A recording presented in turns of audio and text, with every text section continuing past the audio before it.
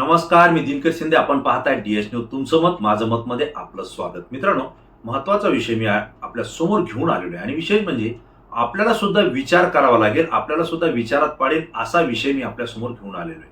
तो म्हणजे असा आहे की महाराष्ट्रामध्ये लोकसभेची निवडणूक सुरू झालेली आहे.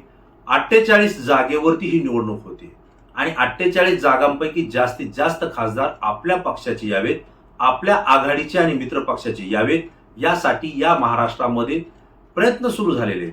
एकीकडे महायुती आणि दुसरीकडे महाविकास आघाडी हे दोन गट आमने सामने आलेले आहेत आणि त्यामुळे तिसरा पर्याय जो आहे तो काही याच्यामध्ये बाजी मारेल किंवा काही नवी काही क्रांती घडून आणेल अशी काही स्थिती आज तरी महाराष्ट्रात दिसत नाहीये. कारण मतदार जो महाराष्ट्रातला विभागला गेलाय तो दोन विचारांमध्ये विभागला गेलाय. तो म्हणजे एक विचार असा आहे की पंतप्रधान असलेले नरेंद्र मोदी यांना तिसऱ्यांदा पुन्हा पंतप्रधान करायचं का आणि देशाची सत्ता भारतीय जनता पार्टीच्या हाती द्यायची आहे का, ही एक विचारसरणी आहे. आणि दुसरी विचारसरणी की नरेंद्र मोदी आणि भारतीय जनता पार्टी यांनी सत्तेत आल्यानंतर जो काही अतिरेक केलेला आहे कामाच्या बाबतीत, कारवायांच्या बाबतीत आणि लोकांचं न ऐकता आपलीच भूमिका पुढे दडवलेली आहे, त्यांना सत्तेतून बाहेर काढायचंय, हा एक विचार या देशामध्ये आहे. म्हणजे भारतीय जनता पार्टी आणि नरेंद्र मोदी सत्तेत पाहिजे हा एक विचार आणि सत्तेत नको हा दुसरा विचार. याच विचारावर महाराष्ट्रामधला मतदार हा आता विभागला जातोय आणि यासाठी प्रयत्न होतोय. नरेंद्र मोदी आणि भाजपची सत्ता आणण्यासाठी महाराष्ट्रामध्ये महायुती कामाला लागलेली आहे आणि त्यांच्या विरोधात हे नकोय यासाठी महाविकास आघाडी कामाला लागली. हे सगळं आपल्याला माहिती आहे. पण महत्वाचा मुद्दा याच्यामध्ये असा आहे की उद्धव ठाकरे यांची शिवसेना फोडून एकनाथराव शिंदे यांचा गट हा भारतीय जनता पार्टीने शिवसेनेच्या रूपानं आपल्या सोबत घेतलेला आहे. आज शिवसेनेचं नाव आणि पक्ष त्यांच्या सोबत आहे. उद्धव ठाकरे यांना त्यांनी प्रतिस्पर्धी मानलेले, विरोधक मानलेले आणि राजकीय दृष्ट्या दुश्मन सुद्धा मानलेले. दुश्मन हा शब्द आपल्याला कदाचित वेगळा वाटेल, परंतु शत्रू हा शब्द वापरतो म्हणजे दुश्मन. म्हणजेच भारतीय जनता पार्टीला महाराष्ट्रामध्ये सगळ्यात मोठा विरोधक जर कोणी असेल तर तो उद्धव ठाकरे यांची शिवसेना आहे, उद्धव ठाकरे आहे. आणि म्हणूनच उद्धव ठाकरे यांना पूर्ण नेस्तानाबूत करण्यासाठी किंवा शिवसेना त्यांच्या सोबत आहे ती पूर्ण संपविण्यासाठी भारतीय जनता पार्टी नवनवीन कूटनीती त्या ठिकाणी आखते आणि म्हणूनच एकनाथराव शिंदे यांच्या माध्यमातून शिवसेना फोडलेली आहे. राज ठाकरे यांच्या माध्यमातून सुरुवातीला काही शिवसेना फुटलेली आहे आणि म्हणून त्यांना सुद्धा मनसेच्या रूपानं भारतीय जनता पार्टीनं आपल्या सोबत घेतलेले.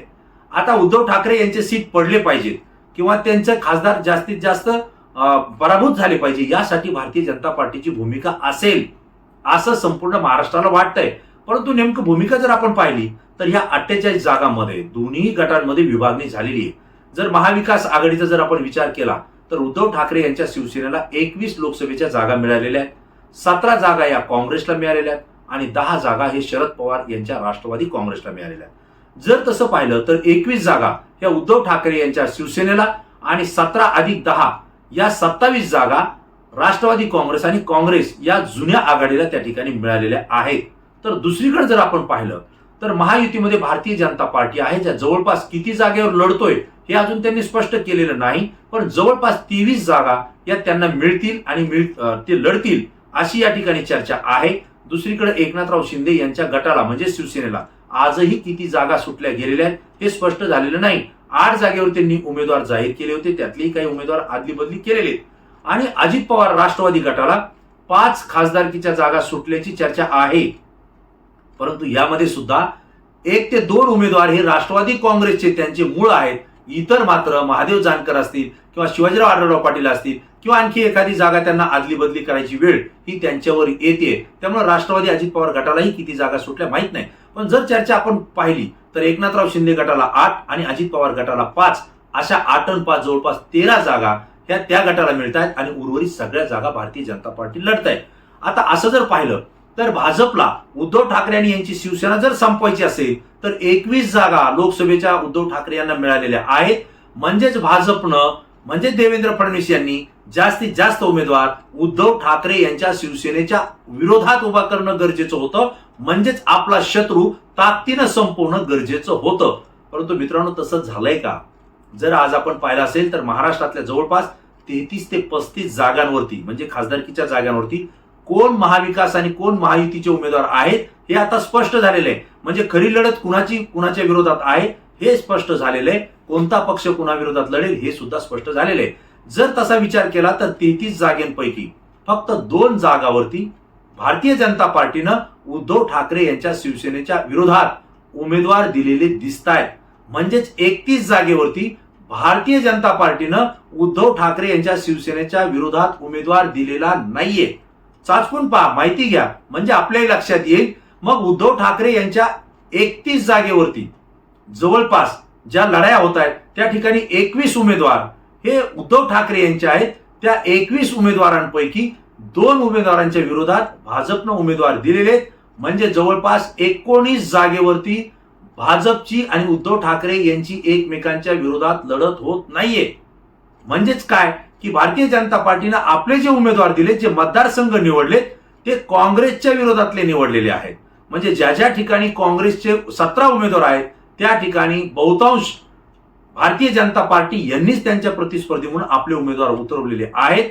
तर एक उमेदवार बीड लोकसभा मतदारसंघामध्ये राष्ट्रवादी काँग्रेसच्या विरोधात दिलेला आहे. हे मला आपल्याला आवर्जून सांगायचं आहे. आणखी काही उमेदवार जाहीर होण्याची शक्यता आहे. ते उमेदवार जाहीर झालेले नाहीयेत, कारण ते शेवटच्या टप्प्यामध्ये त्या ठिकाणी निवडणुका होत आहेत, त्यामुळे भाजपने ते उमेदवार दिलेले नाहीत. परंतु आता जी यादी जाहीर झाली त्यामध्ये काँग्रेसच्या विरोधातच त्यांनी उमेदवार दिलेले आहेत. मग उद्धव ठाकरे आणि त्यांच्या शिवसेनेच्या विरोधात भाजपनं उमेदवार का दिले नाही, हा सगळ्यात मोठा प्रश्न आहे. म्हणजेच भारतीय जनता पार्टीला त्या ठिकाणी उमेदवार पराभूत होण्याची भीती जास्त आहे असं या ठिकाणी बोललं जात आहे. कारण काय की उद्धव ठाकरे यांना सोडचिठ्ठी दिली किंवा उद्धव ठाकरेवर अन्याय केला, हा जो संदेश महाराष्ट्रामध्ये गेलेला आहे, त्यामुळे भारतीय जनता पार्टीच्या विरोधात शिवसैनिक आणि महाराष्ट्रातली उद्धव ठाकरे यांना मानणारी जनता ही भाजपच्या विरोधात गेलेली आहे. त्यासोबत त्यांचा पक्ष फोडला, एकनाथराव शिंदे यांना आपल्या सोबत घेतलं, त्याहीमुळे हा गट आणि उद्धव ठाकरे शिवसेना भारतीय जनता पार्टीच्या विरोधात गेलेली आहे. त्यासोबत पक्ष आणि चिन्ह हे दोन्ही उद्धव ठाकरे यांच्याकडून काढून घेण्यात आलेले आहे. याचाही रोष भाजपच्या विरोधात जातोय. आणि जर ते उद्धव ठाकरे यांच्या गटाच्या विरोधात जर त्यांनी उमेदवार दिले असते तर हा जास्तीत जास्त रोष भाजपच्या विरोधात असल्यामुळं तो मतपेटीतून त्या ठिकाणी निघाला असता आणि मोठ्या फरकानं भाजपचे उमेदवार पराभूत झाले असते. हे राजकीय विश्लेषकांचं मत आहे आणि माझं सुद्धा ते मत आहे. कदाचित भारतीय जनता पार्टीला सुद्धा हे पटत असावं आणि म्हणूनच त्यांनी उद्धव ठाकरे यांच्या शिवसेनेच्या विरोधातल्या जागा घेतलेल्या नाहीयेत. त्यांनी काँग्रेसच्या विरोधातल्या पारंपरिक जागा त्या ठिकाणी घेतल्यात आणि त्या ठिकाणी ते लढत देत आहेत. मित्रांनो, काँग्रेसच्या विरोधात भाजप लढत आहे म्हणजे त्यांना त्या ठिकाणी जो प्रचार करायचा आहे तो नरेंद्र मोदी विरुद्ध राहुल गांधी असा प्रचार करायचा आहे. आणि काँग्रेसनं गेल्या 70 वर्षामध्ये काय केलं, काय नाही केलं, त्यांचे नेते कसे फुटले, भ्रष्टाचारी कसे होते, हा जो काही त्यांचा 10 वर्षापासून 15 वर्षापासूनचा जो प्रचार आहे तोच त्यांना त्या ठिकाणी पुन्हा करायचा आहे आणि पुन्हा भारतीय जनता पार्टीकडे ते मतं आपल्या बाजूने वळवून घ्यायचे. हे याच्यामध्ये भारतीय जनता पार्टीचे मनसुबे आहेत असं माझं मत आहे. त्यासोबत काँग्रेसच्या सोबत जर आपण लढलो किंवा विरोधात आपण लढलो तर आपोआपच उद्धव ठाकरे यांच्यापासून बाजूला गेलेले एकनाथ शिंदे गट असेल किंवा शरद पवार यांच्या बाजूला गेलेला अजित पवार गट असेल, यांची जी त्या मतदारसंघामधली मतं आहेत ती सुद्धा आपल्या बाजूने झुकतील. ते पारडं त्यांची मतं आपल्या पारड्यात पडतील आणि काँग्रेसच्या विरोधात आपलं पारडं जड होईल. परिणामी आपले खासदार जास्त निवडून येतील. ही भारतीय जनता पार्टीची रणनीती आहे. दुसरीकडे मात्र एकनाथ शिंदे यांच्या गटाची जे उमेदवार पडले ते बहुतांश उद्धव ठाकरे यांच्या गटाच्या विरोधातच आहेत.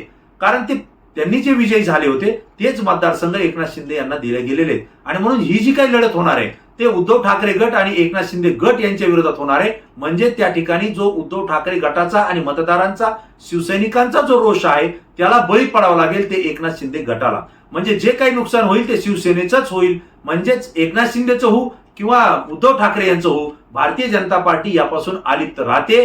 ही त्यांची रणनीती आहे.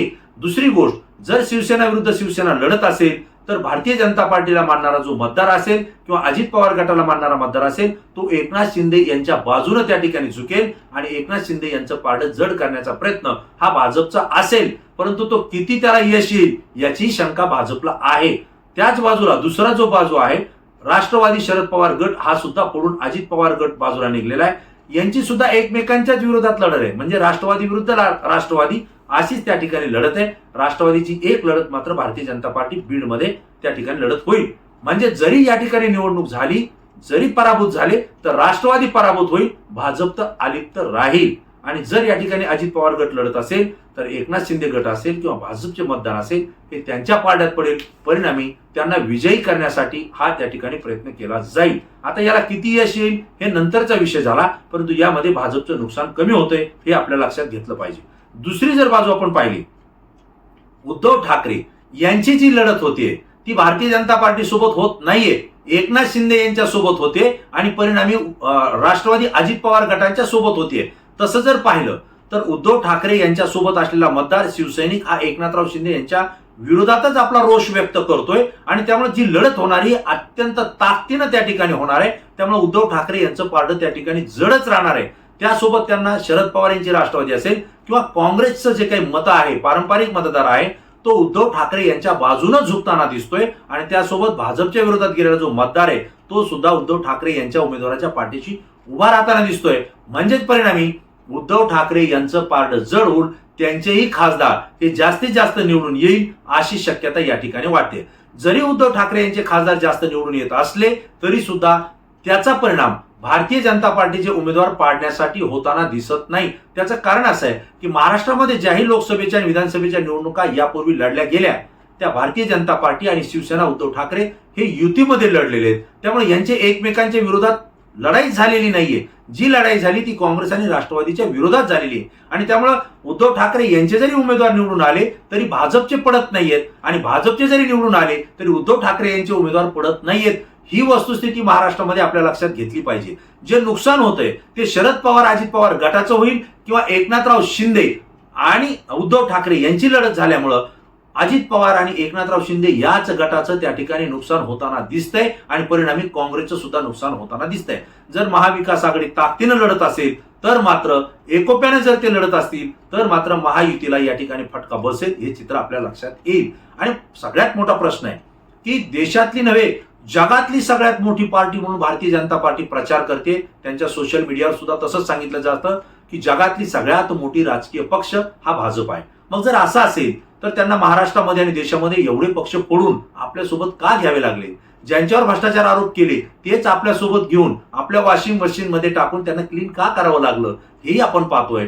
आणि महाराष्ट्रामध्ये मनसे राज ठाकरे यांची जी अलिप्त होती त्यांचाही बिनशर्त पाठिंबा भाजपनं महाराष्ट्रामध्ये मिळवलाय. हे नेमकं कशासाठी चाललंय हे आपल्याला विचारात घ्यावं लागेल. आणि जर एवढी ताकद त्यांची असेल किंवा भाजपची असेल तर त्यांनी थेटपणे उघडपणे छातीटोकपणे आणि धाडसानं उद्धव ठाकरे यांच्या शिवसेनेला चॅलेंज करायला पाहिजे होतं आणि त्यांच्याच उमेदवाराच्या विरोधात भाजपनं उमेदवार देणं गरजेचं होतं. मग महाराष्ट्रामध्ये कोण सगळ्यात मोठी पार्टी आहे आणि कोणाची ताकद राज्यात जास्त आहे हे स्पष्टपणे दिसून आलं असतं. कारण राज्यामध्ये भाजपला लोक मानतायत का उद्धव ठाकरे यांच्या शिवसेनेला मानतायत हे सुद्धा स्पष्ट झालं असतं. परंतु ही लढत भाजपनं त्या ठिकाणी टाळलेली आहे. म्हणजे याचा अर्थ भाजपच्या मनामध्ये कुठंतरी अजूनही भीती आहे की उद्धव ठाकरे यांच्या सोबत लढल्यावर आपण यशस्वी होऊ शकत नाही. आणि म्हणून एक प्रश्न आहे की भाजपच्या मनामध्ये भीती आहे का त्यांची रणनीती आहे हा एक प्रश्न यामध्ये आहे. किंवा भारतीय जनता पार्टीचा हा गनिमी काव आहे का शिवसेनेच्या विरोधात लढण्याची त्यांची हिंमतच नाही असाही प्रश्न या ठिकाणी उपस्थित होतोय.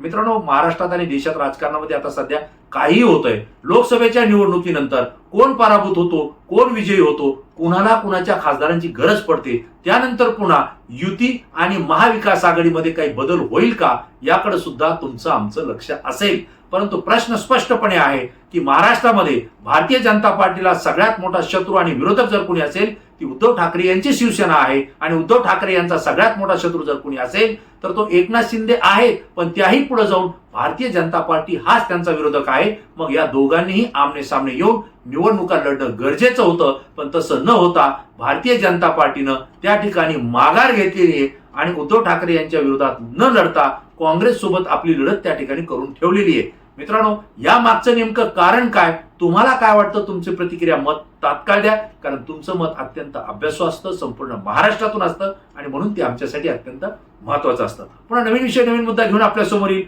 तोपर्यंत धन्यवाद.